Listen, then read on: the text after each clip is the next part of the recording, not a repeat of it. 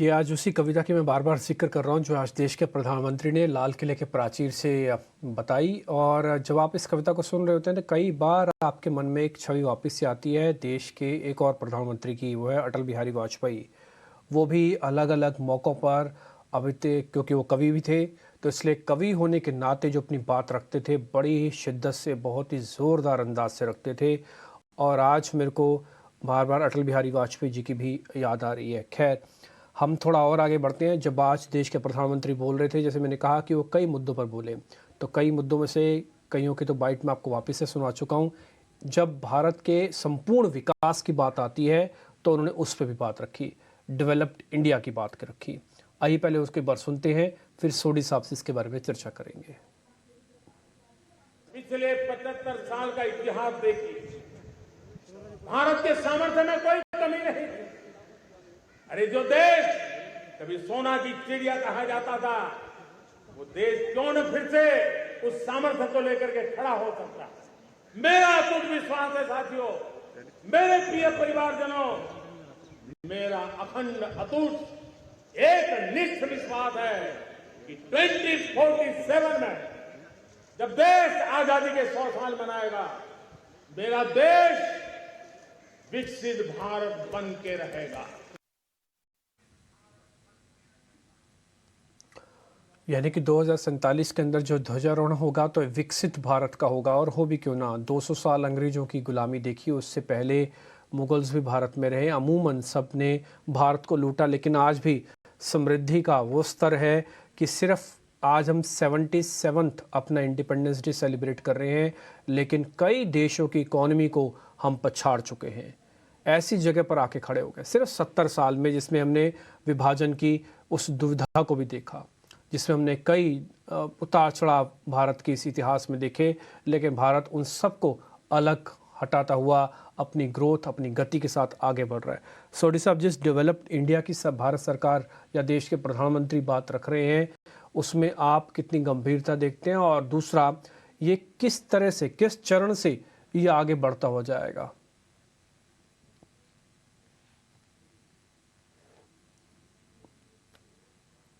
की कमी नहीं थी। एक बार मैं अनम्यूट कर बिल्कुल लीजिए सोडी सहमत जी, हूँ। तब आपकी आवाज़ आएगी। अभी अभी हम्म। आवाज आ रही है? बताइए बताइए।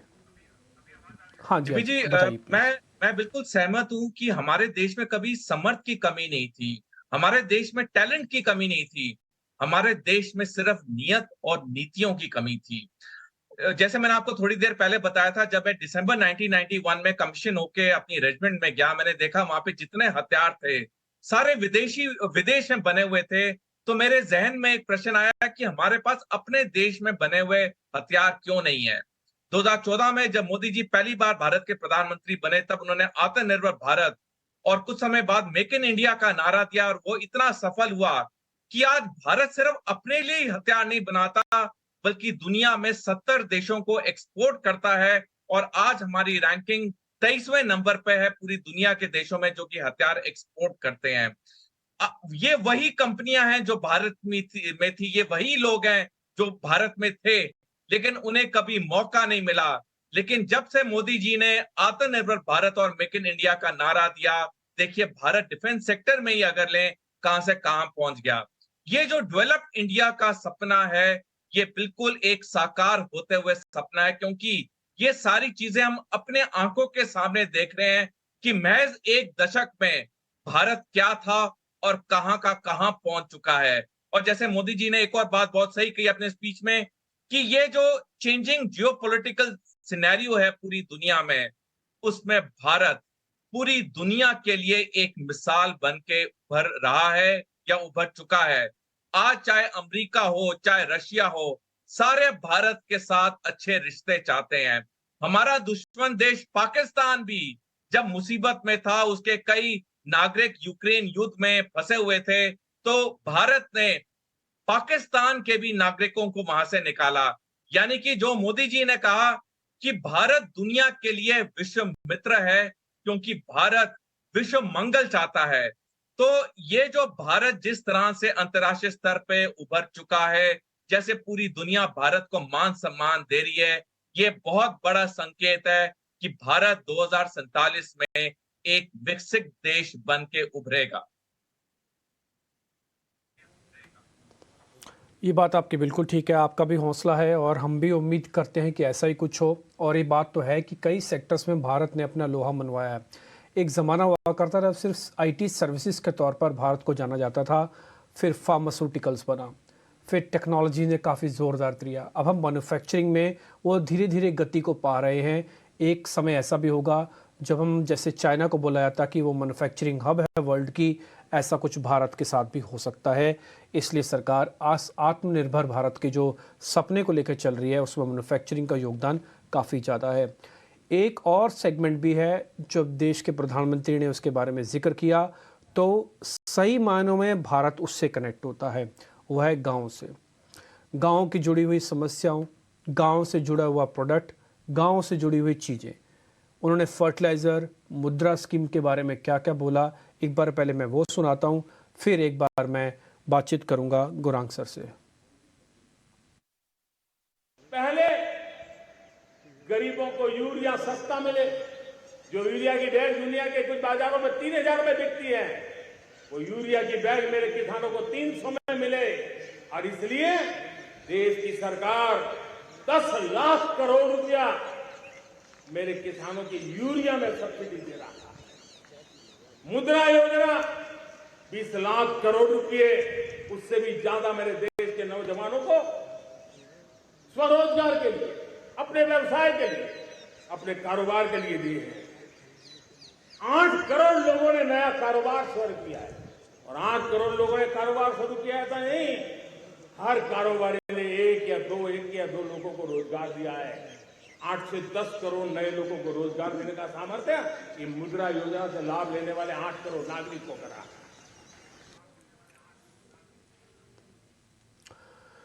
ये जो बात अभी आप सुन पा रहे हैं, कुछ सालों पहले की अगर आप कई बार स्पीच देखें हमारे पुराने कई बड़े नेताओं की, तो चौधरी चरण सिंह हुआ करते थे। तो उन्होंने एक बात बोली थी कि भारत अगर विकास की गति पे आगे बढ़ेगा तो उसका रास्ता गांव से ही निकलेगा। ये बात चौधरी चरण सिंह जी ने कही थी और ये बात आज सच होती दिख रही है। आप विकसित देशों की कैटेगरी में तभी पहुंच रहे हैं जब आपके गांव में विकास होता दिख रहा है। वो सबसे नीचे का हिस्सा होता है, लेकिन भारत में मेजॉरिटी हिस्सा गांव से जुड़ा हुआ है, इसलिए वहाँ का जो विकास है वो भारत की गति को और तेज़ी से लेके आ सकता है। गौरांग सर, आपने भी ऐसा देखा होगा, क्योंकि आपकी उम्र है तो आपने अच्छे से सारा फेज देखा होगा कि कैसे हमने रूरल डेवलपमेंट को अपनी आंखों से होते हुए देखा है। एक ज़माना था जब गांव तक सड़क नहीं जाती थी, आज वो ज़माना है जब गांव में 5G भी है। तो एक बार मैं ज़रा आपसे जानना चाहता हूं कि आपका अपना एक्सपीरियंस क्या रहा और आगे की जो हम बात कर रहे हैं, परिकल्पना की बात कर रहे हैं कि विकसित भारत होगा, वो इन्हीं गाँव से ही होगा। तो डिम्पी, हम जिस क्षेत्र से जुड़े हुए हैं, वित्तीय क्षेत्र से, शेयर बाजार से, उसमें हमारा एक कर्तव्य ये भी है कि हम लोगों को कैसे जानकारी दें बचत करने के लिए, और उस बचत को कैसे आप निवेश कर सकते हैं जिससे आपका भविष्य सुरक्षित हो जाए। तो आज से 5 साल पहले जब मैं मुसाफरी करता था और खास करके छोटे शहरों में और ग्रामीण भागों में जाता था, तो लोगों के पास जानकारी बहुत कम थी ये सब माध्यम को लेकर के, जहां पर आप बचत कर सकते हैं और वो बचत को कैसे निवेश करके आप अपनी पूंजी बढ़ा सकते हैं। आज के तारीख में जब मैं जाता हूं तो एक बहुत बड़ा परिवर्तन मुझे देखने मिलता है, और वो परिवर्तन इसलिए हुआ क्योंकि छोटे छोटे गांव और कस्बों तक इंटरनेट पहुंच गया है। आज के तारीख में हम 4G की बात कर रहे हैं, 5G की बात कर रहे हैं। आज प्रधानमंत्री जी ने 6G की तैयारी की भी बात करी लाल किले से।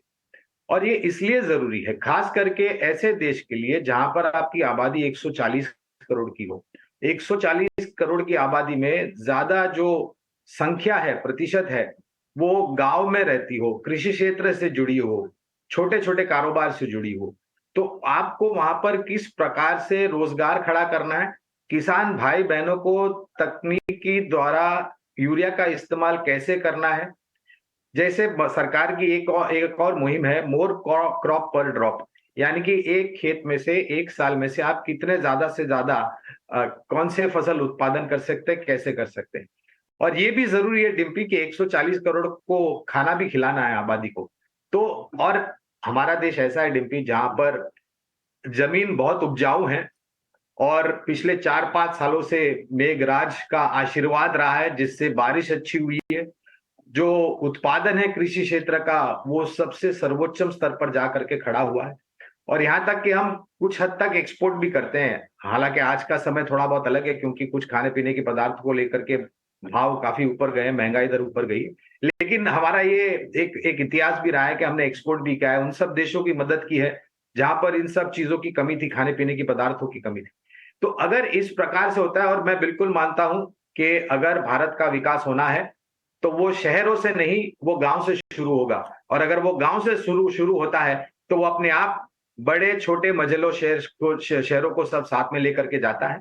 और जैसे मैंने बताया, रोजगार खड़ा करना किसी भी सरकार के लिए एक बहुत अहम चीज होती है, अहम भूमिका होती है, खास करके भारत जैसे देश में, जहां पर बड़ी आबादी की जो जनसंख्या है वो गांव से जुड़ी हो और कृषि क्षेत्र से जुड़ी हुई।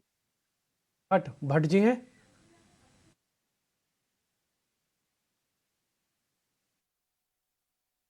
गांव से ही कनेक्टेड रहा हूं, और तो मैंने देखा है कि गांव को कैसे तस्वीरें उसकी बदलती हुई दिखी हैं। और मैं इस बार काफ़ी गर्व से भी कह सकता हूं कि इस बार का जो विकसित भारत आप देख पा रहे हैं ना, उसमें गांव का बहुत बड़ा योगदान है। शहर गांव की हेल्प नहीं करते, बल्कि गांव शहरों की हेल्प करते हैं कई पैमानों पर। खैर, मैं थोड़ा और आगे बढ़ता हूं। इस समय मैं बात करूंगा देश की आधी आबादी की, यानी कि महिलाओं की। महिलाओं को लेकर इस बार के देश के प्रधानमंत्री ने अपनी स्पीच में बहुत जगह दी, उनको बहुत बात की उनकी। उन्होंने ये भी कहा, लड़कियों के बारे में बताया कि किस तरह से एजुकेशन ले रही हैं। उन्होंने ये भी कहा कि वुमेन्स वर्कफोर्स बढ़ रही है भारत के अंदर। उन्होंने ये भी कहा कि जो दूर दराज की महिलाएं हैं, जो किसी तरह से कनेक्टेड नहीं हैं, उनको भी हम टेक्नोलॉजी और अपनी सेवाओं, अपनी पॉलिसीज़ के ज़रिए उनको विकसित करेंगे। साथ में उन्होंने ये भी कहा कि 2 करोड़ लखपति दीदियां बनाई जाएंगी। देश के प्रधानमंत्री क्या कह रहे हैं, पहले पर उनको सुनते हैं, फिर चर्चा को आगे बढ़ाते हैं। 2 करोड़ लखपति दीदी का लक्ष्य लेकर के आज विमेन सेल्फ हेल्प ग्रुप पे हम काम कर रहे हैं। हम हमारी नारी शक्ति के सामर्थ्य को बढ़ावा देते हुए विमेन लेड डेवलपमेंट के, और जब G20 में मैंने विमेन लेड डेवलपमेंट के विषय को आगे बढ़ाया है, तो पूरा G20 समूह इसके महत्व को स्वीकार कर रहा है, और उसके महत्व को स्वीकार कर करके वो उसको बहुत बल दे रहे हैं।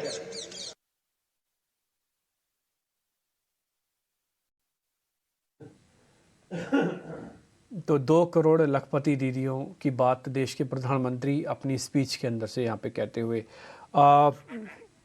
मैं इस बीच भट्ट साहब के पास जाऊंगा। भट्ट साहब, अभी आपने भी ये बात सुनी होगी, जब देश की आधी आबादी के बारे में देश के प्रधानमंत्री जिक्र करते हैं, महिलाओं के सशक्तिकरण की बात बोलते हैं, तो ज़रूरी नहीं है कि उनकी सेफ्टी की ही बात हो। बात होती है कि उनकी सेफ्टी के सिवा उनके फाइनेंशियल फ्रीडम की भी, उनको रोज़गार से जोड़ना, उनको उससे कनेक्ट करना। जब देश के प्रधानमंत्री कह रहे थे कि हम 2 करोड़ लखपति दीदी को बनाएंगे, इसका मतलब सिर्फ 2 करोड़ महिलाओं को लखपति नहीं बनाने जा रहे, बल्कि एक महिला से कम 4-5 लोग कनेक्टेड होते हैं, उनका पूरा परिवार होता है। तो इसका मतलब ये एक अच्छी योजना के तहत देश के प्रधानमंत्री और उनकी सरकार सोच रही है कि दूर दराज में भी पैसा पहुंचाने का तरीका ये है कि महिलाओं को और आगे बढ़ाया जाए, ना केवल एजुकेशन के तौर पर बल्कि फाइनेंशियली तौर पर भी। आप इस बात से कितना इत्तेफाक रखते हैं, और आपका कोई एक्सपीरियंस है तो वो भी आप साझा कर सकते हैं।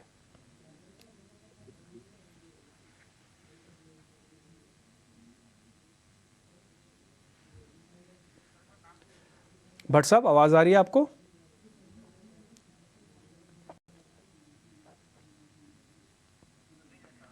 ठीक है, भट्ट साहब तक तो आवाज़ नहीं पहुंच पा रही है, लेकिन ये मामला कहीं ना कहीं गौरांग जी भी अच्छे से बता पाएंगे। गौरांग सर, आपने वो बाइट भी सुनी होगी जो देश के प्रधानमंत्री भी बात कर रहे थे, एक बार जरा आपका इस पे टेक चाहिए।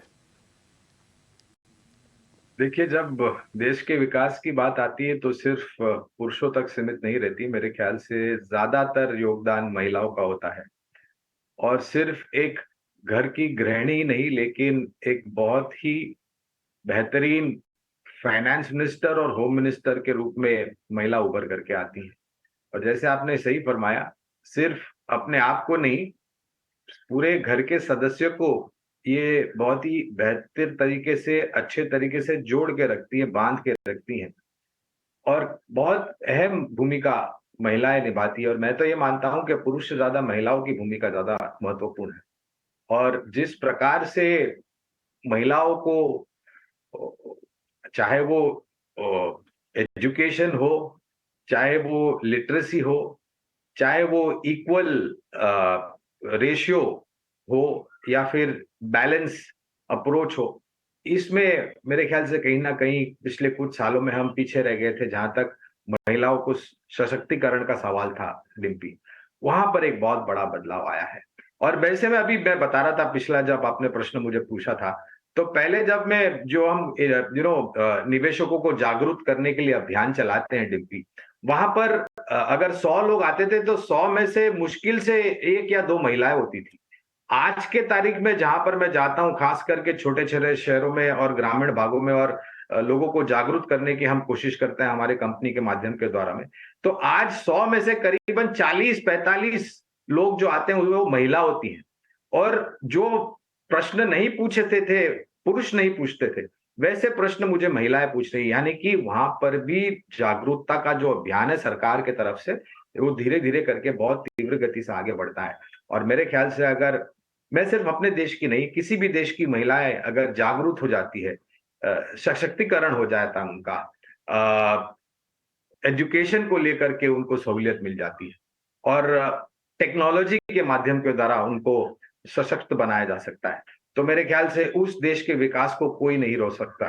खास करके हमारे जैसे देश में जहां पर बहुत तीव्र गति से परिवर्तन हो रहा है, मैं मानता हूं कि ये परिवर्तन बहुत बड़ा है। और महिलाओं का योगदान, वो जो हम बात कर रहे हैं, प्रधानमंत्री जी बात कर रहे हैं कि 2047 तक हम एक डेवलप्ड इकोनॉमी बन जाएंगे, तो उसमें महिलाओं का योगदान मेरे ख्याल से सर्वप्रिय होगा और सर्वोच्च स्तर पर। बिल्कुल, और होना भी क्यों ना चाहिए। पहले एक कहावत हुआ करती थी कि अगर आप एक महिला को पढ़ा दें तो फिर पूरा परिवार पढ़ जाता है, और साथ ही वहीं से एक नई जनरेशन, एक नई सोच का जन्म भी होता है, सिर्फ पूरे परिवार में से एक महिला को अगर एजुकेशन मिल जाए। और अब आज का युग ये है कि सिर्फ एक महिला को अगर फाइनेंशियल इंडिपेंडेंस मिल जाए, फाइनेंशियल वो अब कहीं से अपने आप को कमाने लग जाएं, तो फिर उसके बाद उस परिवार का वित्तीय विकास, उसकी अप्रोच, उसकी सोच वो पूरी तरह से बदल जाएगी। ये एक बेस्ट एग्जांपल है जब आप देश के प्रधानमंत्री इसके बारे में जिक्र भी कर रहे थे। मैं एक इसी पे ही एक टेक और लेना चाहूँगा, क्योंकि अब हम आर्म फोर्सेस पर भी देखते हैं कि वुमेंस का काफ़ी दबदबा है। आज जब देश के प्रधानमंत्री ध्वजारोहण कर रहे थे ना, तो मैं उसी समय भी देख रहा था कि एक महिला कमांडर साथ में थी, और वो उन्होंने बाकायदा लेफ्टिनेंट होंगे आई थिंक, सोडी साहब हमको ज़्यादा अच्छे से बता पाएंगे। वो तस्वीरें अगर आ पाएंगी तो मैं वो भी दिखाऊंगा, जो ध्वजारोहण कर रहे थे तो एक महिला ही साथ में खड़ी हुई थी, और आप तस्वीरों में इस समय अब देख पा रहे होंगे। थोड़ा सा इससे पहले वाली तस्वीर दिखाएंगे तो आपको और साफ दिखेगा।